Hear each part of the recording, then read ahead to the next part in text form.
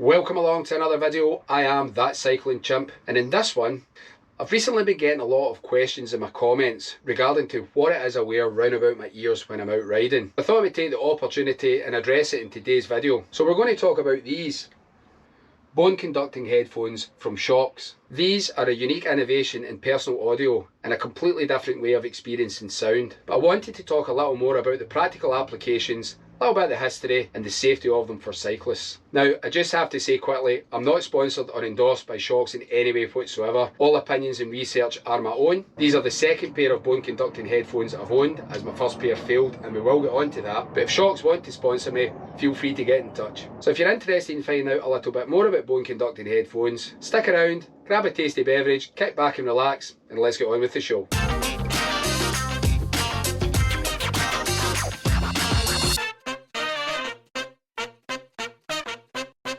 Let's have a small tech overview. Although true wireless headphones have been hogging the limelight of late, for some of you, this may be the first time you've seen this type of headphone. You may have seen quite a lot of people recently walking about or cycling about with them and wondering what they are and how do they work. Well, the earbuds that you see everybody wearing are slightly different from bone conducting headphones, as bone conducting headphones utilise bone conduction technology and they transmit sound vibrations through your skull to your inner ear. Unlike traditional head or earphones that either cover or plug your ears, bone conducting headphones actually bypass the eardrum, making them an excellent choice for people that's concerned about hearing damage, tinnitus or ear infections. Their standout feature is the open ear design. These leave your ears completely uncovered. They provide a comfortable and breathable experience and they're absolutely perfect for outdoor activities like running and cycling. You can actually buy fully waterproof ones as well because swimmers like to use them, but I've never used them in a swimming scenario before and I don't know what the sound quality would be like underwater. They're completely wireless and connect to your phone or cycling equipment using Bluetooth, so this means that they do need recharge from time to time. The ones I currently use, I get about 7 hours of playtime with them and it takes about 2 hours to fully charge them.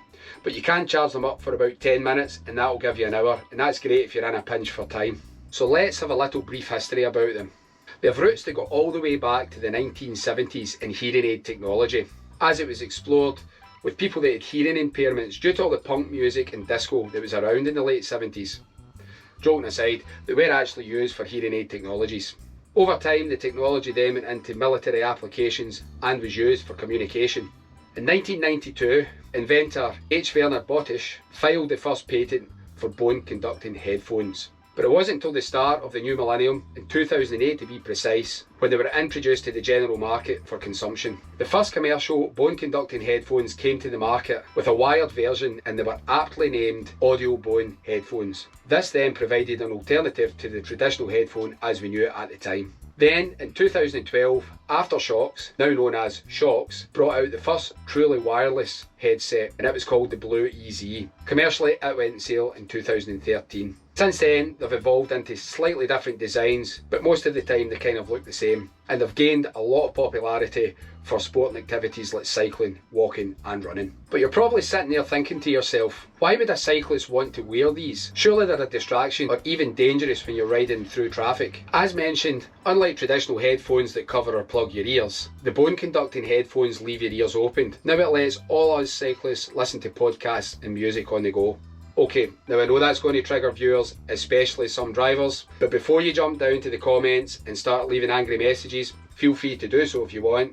Assuming all us cyclists are cutting about, listening to music full blast and not paying attention, there are a lot more safety features they can be utilised for. First off the bat, situational awareness. The headphones, due to their design, allow cyclists to hear important cues from the environment, such as traffic, pedestrians, other cyclists, or in my case, dogs. This enhances cycling safety on the road and out on the trail. Another great aspect of these headphones is they can be used for navigational purposes as well. By linking them up to certain apps on your phone, like Google Maps for example, you can hear the directions spoken to you clearly and it always keeps you in the right direction.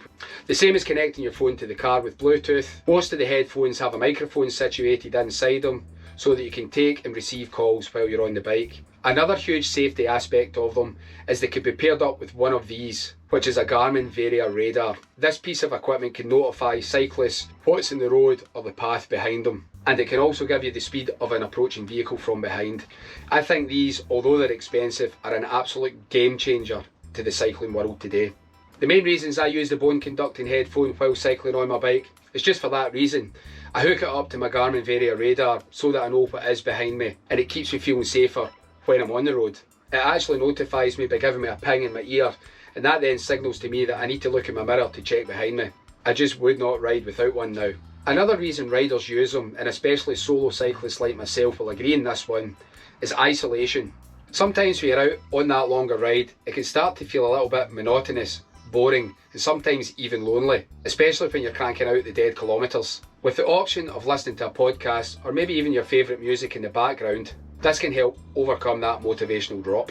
The biggest question I get asked about these headphones are, what is the actual sound quality like? Well, this is the area they do struggle in slightly. They take a little while to get used to, not only wearing, but they're not as rich sounding or as immersive as headphones or earphones. So if you're looking for musical immersion, these are not what they're intended for. Music does sound a little thin and it's not as bass as some people like. A huge bonus is it does cut down on the wind noise that comes into your ears when riding. But I have found if you crank the volume up too loud, you get a very, very distorted sound and you can actually feel it vibrating on your cheekbones, which is quite strange. Spoken words like podcasts or phone calls, this is where they shine and they really do sound good and clear. But they definitely have a Marmite sound. You'll either love them or you'll hate them, there's no in between. What are some of the pros and the cons of the bone conducting headphones? Well, some of the pros are as follows. You can listen to audio wirelessly and still be aware of your surroundings. They're very comfortable to wear and they'll not fall out like earbuds. They are water and dust resistant, and if you spend a little bit more money you can get them fully waterproof, which is quite handy in Scotland. They can be used with additional tech to make riding the bike slightly safer, and they can help protect your ears from damage and infection. And some of the cons are as follows. The sound is not as good or immersive as your traditional headphones or earphones. They have to be recharged just like any other wireless device. They can take a little while to get used to wearing, especially underneath your helmet and the helmet straps. And they don't come cheap. However, if you're wanting a good set of bone conducting headphones, you're going to pay the price for them if you really want them. So in summary, bone conducting headphones offer a safe and comfortable audio solution for cyclists, enhancing their overall riding experience while prioritising awareness and safety on the road or beaten track. I use them in the bike all the time, so much so I'm on to my second pair now. My first pair just gave up the ghost and I think it was the battery that failed, but I'd had them for many years and I was using them near enough every day. They were well worth the money. I don't just use them for cycling, I use them for walking, going shopping, or if I'm doing tasks like washing the car. They actually are so light and comfortable, and they just feel like wearing a pair of glasses. 9 times out of 10, I don't even know I'm wearing them. It's only when music or a podcast is playing that I know I've got them on. If anybody was to ask me if I recommend them, yeah, I do recommend them for cycling. I think they are a great alternative to traditional head and earphones. Well, that's us got to the end of another video. I just want to say a huge thanks to you all for watching today, and I hope you've learned a little bit more about bone conducting headphones. If you were maybe thinking about buying a set, maybe that's gave you the edge to go out and buy a pair. If you did like it, give us a huge thumbs up, and if you really liked it, consider smashing the subscribe and notification buttons, because your subscribing keeps me and the channel riding. Also, feel free to let me know in the comments below about your experiences with bone conducting headphones, whether you've used them and if you like them or dislike them. And if you have any other questions about them, feel free to ask and I will get back to you. I hope to see you all in the next one, but in the meantime, you can check out my last video here, which was about clipless pedals, or you can check out previously on that cycling chimp, which are older videos down below. Till the next time guys, bye for now.